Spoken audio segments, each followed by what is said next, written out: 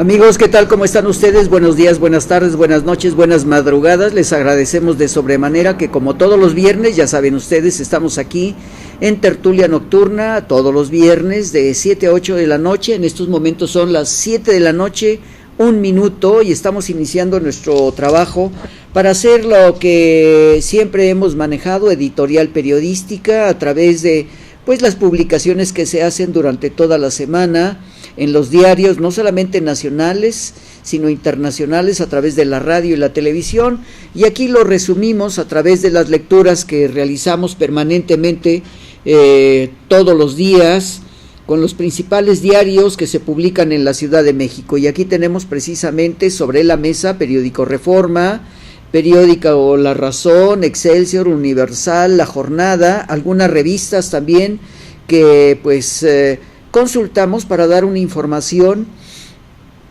acerca de lo que acontece en el mundo. Precisamente, ustedes saben que terminaron los Juegos de Rusia en Sochi, y comentaremos un poco más adelante, si nos da la oportunidad, en el tercero y cuarto módulo.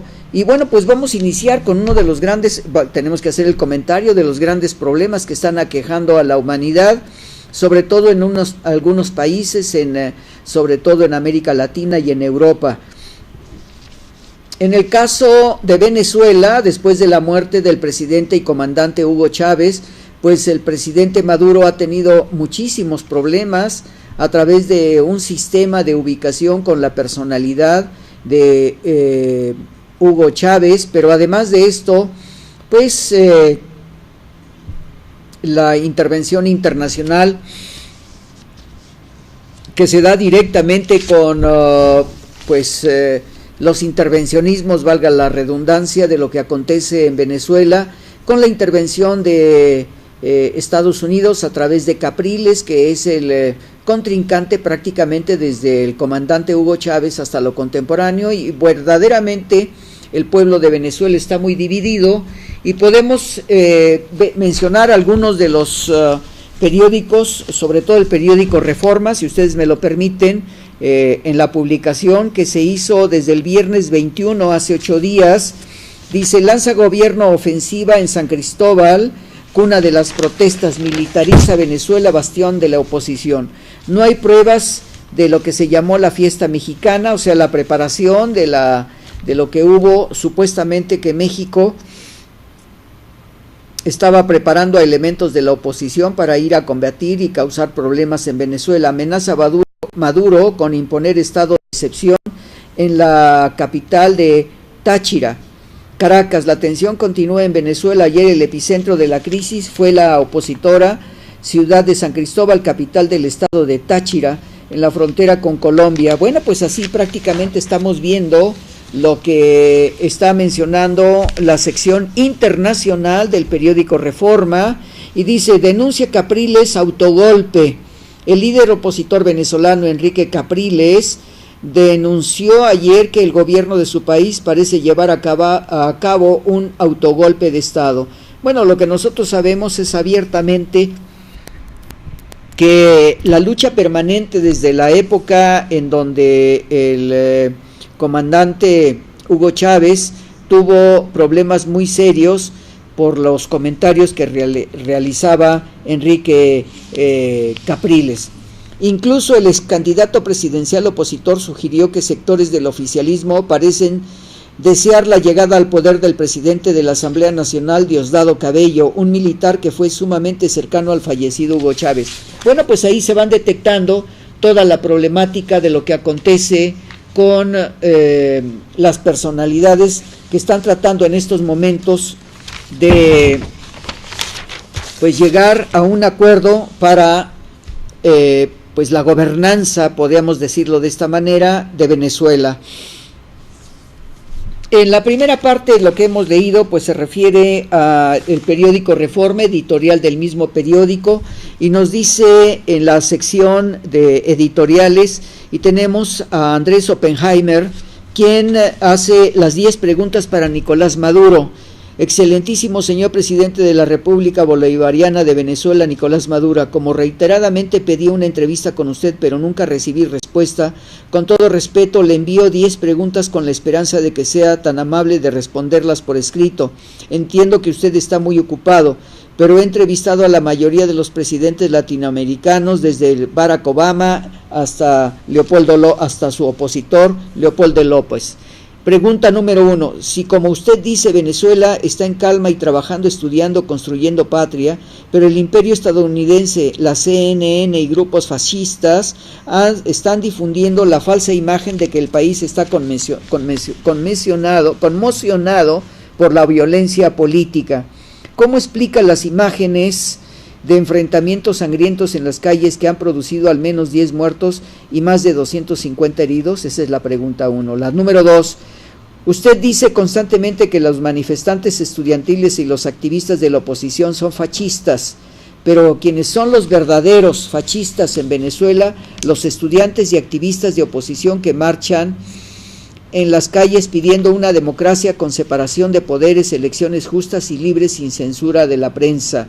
Pregunta 3. Usted también dice que constantemente que la oposición es golpista, pero ¿quiénes son los que ensalzan los golpes de Venezuela? Usted recientemente presidió las celebraciones del 4 de febrero del aniversario del intento de golpe militar al difunto presidente Hugo Chávez en 1992. Y a propósito de eso, usted dice que Cuba, que no ha permitido elecciones libres, partidos políticos o medios no gubernamentales en más de 5 décadas, es un modelo para Latinoamérica. ¿Cree usted que hay dictaduras buenas y dictaduras malas?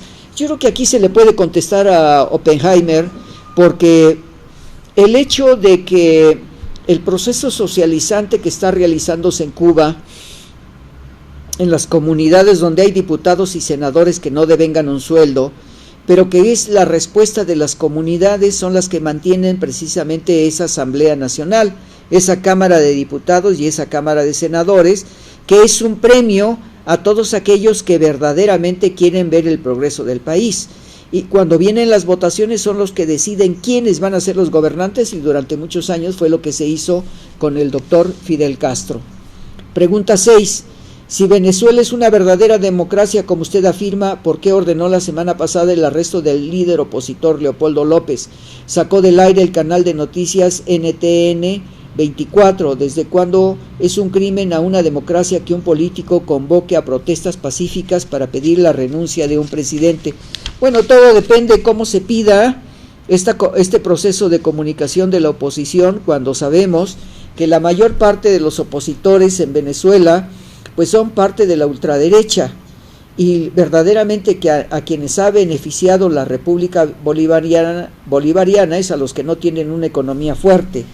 Si usted verdaderamente quiere acabar con el odio y la intolerancia y crear una patria de amor, como afirmó la semana pasada, ¿por qué amenazó al mismo día a la oposición diciendo que uno por uno iremos por los fascistas? ¿No sería más constructivo declarar una moratoria nacional de insultos en Venezuela para empezar a crear las condiciones para un diálogo nacional?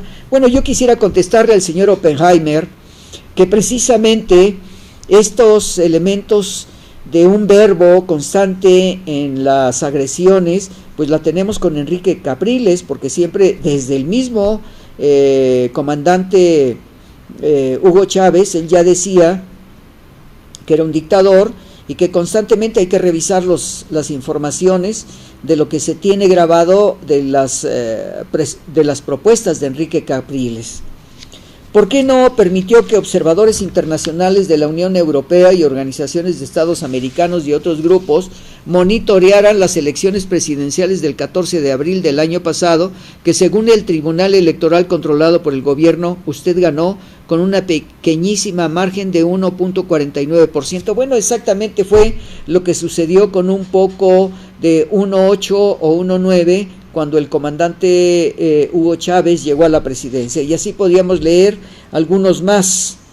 ¿Cómo explica que Venezuela se benefició del mayor aumento de los precios de petróleo de su historia reciente, desde que el predecesor Hugo Chávez asumió la presidencia en 1999? El precio del petróleo ha pasado de $9 a ese año a $100 en la actualidad.